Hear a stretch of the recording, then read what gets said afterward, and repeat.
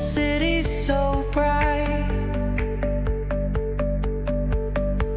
We're chasing dreams through pixel streams, dancing shadows under glowing beams. Let the rhythm take control. Feel the beat, ignite your soul. Colors flash.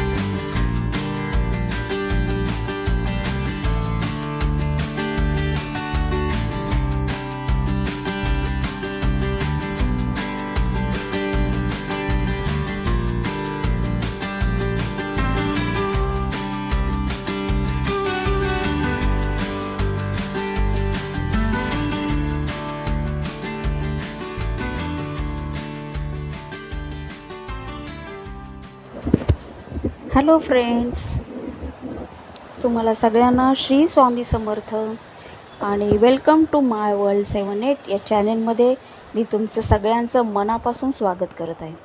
तर सगळ्यांच्या शाळा चालू झालेल्या आहेत आणि वह्या पुस्तकं माझ्या मुलाची आलेली आहेत, कवर्स घालून झालेले आहेत, सगळी तयारी झालेली आहे. आणि आता सकाळी लवकर शाळा असते, तर बऱ्याच स्त्रियांना असं वाटतं की सकाळी शाळा म्हणल्यावरती रोजचं ते रुटीन रोजच आहे तसं रोजच्या रोज तर ते खूप कंटाळवाणं वाटतं कधी कधी. आणि कधी कधी असं पण वाटतं की जाऊ दे, वेळेमध्ये सगळं झालेलं ते पण बरं असतं शाळा चालू झाल्यावरती. तर कधी कधी आपल्याला त्याच रुटीनचा खूप कंटाळा येतो. आणि मग आता हा कंटाळा आल्यानंतर कामं आपली साठतच राहतात आणि मग ते जास्तीच आपल्याला मग त्रासदायक ठरू शकतं. तर यासाठी आपण काय करायला पाहिजे, मी माझ्या अनुभवातून काय शिकले, यातनं मी काय टिप्स वापरते, हे आज मी तुमच्याशी शेअर करणार आहे.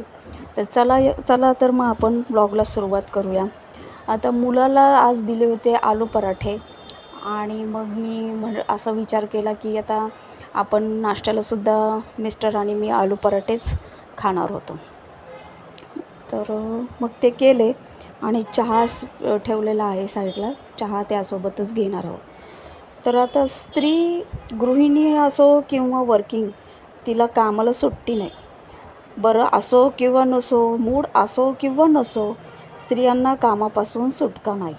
पण रोज या त्याच कामांमुळं आपण वैतागतो आणि मग त्याच रोजच्या कामाच्या रुटीनचा आपल्याला कंटाळा येतो आणि मग ते काम व्यवस्थित होत नाही किंवा ते टाळलं जातं आणि कामाचा ढीग हा वाढतच जातो. अशा वेळी काम अगदी आनंदाने व कंटाळ न करता होण्यासाठी आपण काय करायला पाहिजे, चला तर मग आपण हे पाहूयात. सगळ्यात प्रथम आपल्याला घरातील कामाचा कंटाळा काय येत आहे हे आपण स्वतःच शोधा. आपली झोप पुरेशी झालेली नाही आहे का, त्यानेसुद्धा आपल्याला कंटाळा येऊ शकतो. तसंच कामामध्ये तोचपणा असणे, थोडंसं बदलून काम करा. तेच रुटीनमध्ये काम करू नका. ज्याच्यामध्ये आवड आहे ते काम पहिले करा, म्हणजे लवकर कामं आवरतील आणि मग आपण जे काम आपल्याला थोडंसं कंटाळवाणं वाटतं ना, ते आपण लवकरात लवकर करू शकू. तसंच आपल्या जे लक्षात येत नाही अशी गोष्ट म्हणजे आपल्या शरीरात कोणत्याही विटॅमिन्सची कमी तर नाही ना, हे सगळ्यात पहिल्यांदा पहा. त्यामुळे काय होतं, आपल्याला वीकनेस येतो आणि कामं करताना थकवा पण येतो आणि मग ते काम अजूनच कंटाळवाणं होतं. पहिले त्यावरती तुम्ही ट्रीटमेंट करा, डॉक्टरांकडे जा आणि तसं काही नाही ना, याची शहानिशा करून घ्या. अजून एक कारण म्हणजे आपलं मूड, हे सुद्धा एक कारण आहे बरं का. आपल्याला कोणत्या गोष्टीचं टेन्शन असलं किंवा कोणी काही बोललेलं असेल, अशा गोष्टी आपण मनावर घेतो आणि त्याचाच परिणाम म्हणजे आपला मूड नसतो आणि मग काम करणे हे खूप अवघड वाटतं. आणि सगळ्यात महत्त्वाचे म्हणजे कामाचं मॅनेजमेंट नसणे. आता कोणतीही पूर्वतयारी नसणे कामाचे मॅनेजमेंट म्हणजे काय, तर प्रत्येक कामाची काही वेळ असते. जसे की नाश्ताची वेळ सकाळी असते, तर दुपारचे जेवण हे त्यानंतर बनवतो आपण. या कामाचे वेळ ठराविक ठेवा. नाश्ता 8 ते 9 आणि स्वयंपाक 12 12:30पर्यंत करून घ्या. हे टायमिंग थोडंसं मागे पुढे होऊ शकतं. मग उद्या नाश्त्याला काय करायचं किंवा भाजी काय बनवायची ती आजच ठरवा आणि त्याची तयारी करून ठेवा, म्हणजे भाजी निवडणे वगैरे.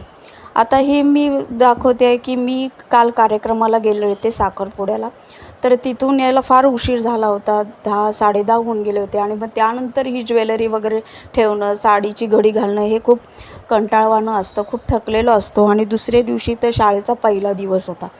तर मग त्यामुळेच मी काय करते की साडी अशी घडी घालून आहे ना, डायरेक्ट मी खुर्चीवर ठेवून देते थोडीशी घडी घालून आणि ज्वेलरी अशी बाऊलमध्ये काढून ठेवते. यामुळं काय होतं की आपल्याला आलेला जो घाम असतो तो कपड्यांना साडीला लागलेला असतो किंवा परफ्यूम लावलेलं असतात आपण, ते उडून जातं आणि घामही वाळतो आणि मग ती व्यवस्थित घडी घालून ठेवू शकता तुम्हाला दुसऱ्या दिवशी वेळ मिळेल.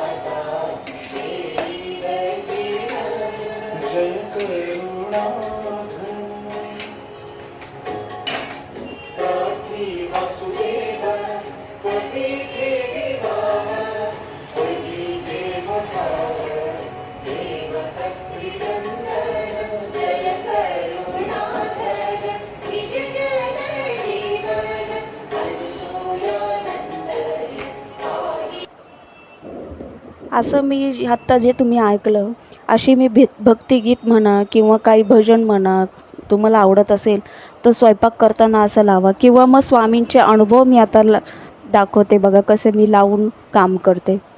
त्यामुळे कामं कधी होतात ना ते सुद्धा समजत नाही. आणि त्यात पण काल मी थोडं विसरले, मागे काय झालं होतं जेव्हा पूजा आमची वास्तुशांती चाललेली ना ताई, तर मी कंटिन्यू स्वामी आणि 2च मिनिटं, फक्त 2च मिनिटं, फक्त 2 मिनिटं ताई. तर त्याच्यानंतर मी दादरला गेली आणि ताई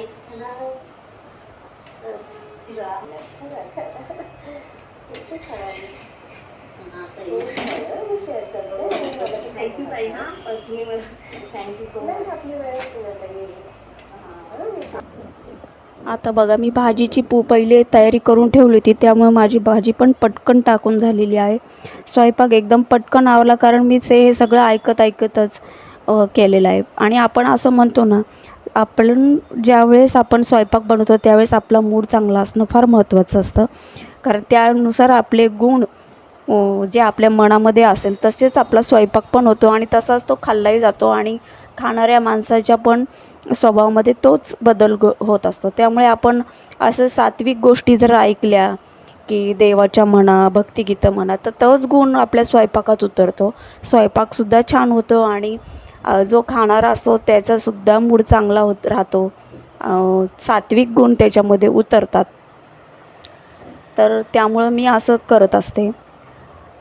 आणि आता सगळी तयारी पहिलेच केली असल्यामुळे मला अजून एक्स्ट्रा पदार्थ करायलासुद्धा वेळ मिळतो. तर मी अचानकच कोशिंबीर करायचं ठरवलं, काकडी घरात होती त्यामुळे. तर तीसुद्धा माझ्याकडनं पटकन होऊन गेली आहे ऐकतच. तर तुम्हीसुद्धा ही टिप्स करून बघा आणि मला कमेंटमध्ये नक्की सांगा तुम्हाला त्याचा काय फायदा झाला की नाही ते.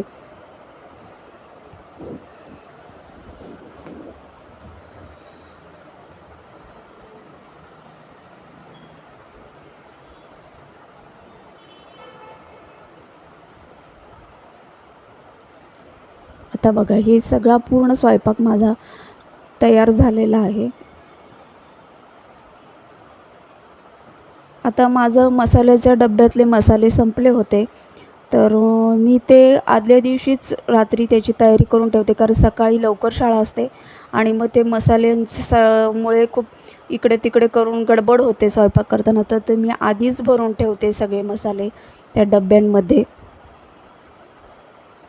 कारण आपल्याला एक एक मसाला काढण्यापेक्षा एकाच डब्यामध्ये हे जे मसाले आपण काढतो ना, तर पटकन ते सगळे मसाले आपल्याला एकाच ठिकाणी मिळतात.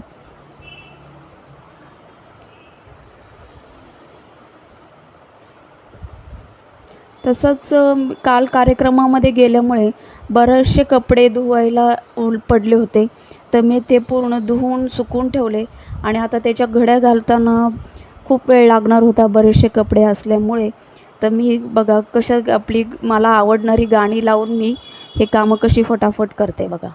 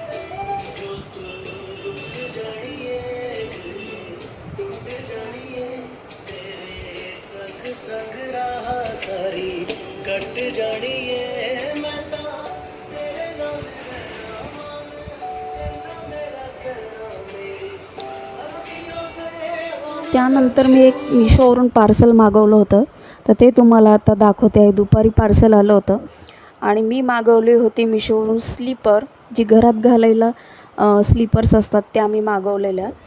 तर ती मला 126 प्राईज होती, पण ती ऑफरमध्ये मला 108 रुपयेला पडली. तर त्यावरती असं मेन्शन केलं होतं की याने आपलं हिल पेन होत असेल किंवा बॅक पेन होत असेल किंवा आपले पायाचे घोटे असतात त्यावर वजन पडल्यामुळे ते दुखतात, तर या सगळ्यांपासून आपल्याला ही स्लीपर वापरल्यामुळे आराम मिळतो असं त्यावर मेन्शन केलं होतं. तर आता ते वापरल्यानंतर कळेल मला. पण स्लीपर घातल्यानंतर ती एकदम लाईटवेट होती आणि एकदम आरामदायी वाटत होती ती मला घातल्यानंतर. कुठेही स्लीपर घासली जात नव्हती पायांना, एकदम सॉफ्ट आहे. तर यामध्ये 3 कलर्स आहेत, पिंक, ऑलिव्ह, पीच, आणि मी पीच कलर घेतलेला आहे. हे कोणत्याही प्रोडक्टचं प्रमोशन मी करत नाही आहे.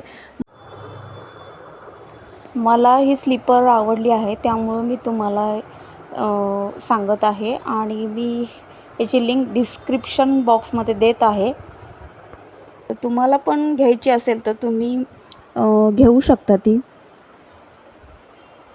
तर आता मी रात्री आदल्या दिवशी दुसऱ्या दिवशीची भाजीची तयारी करून ठेवत आहे. मी हे राजमा करणार होते तर ते भिजवून ठेवत आहे. तर अशा प्रकारे तुम्ही जर मॅनेजमेंट करून ठेवलं ना तर तुम्हाला कामाचा कंटाळा येणार नाही. तर आजचा ब्लॉग तुम्हाला कसा वाटला, तुम्हाला ह्या टिप्स हेल्पफुल वाटतात का, तर ते मला नक्की सांगा आणि लाईक सबस्क्राईब नक्की करा. बाय.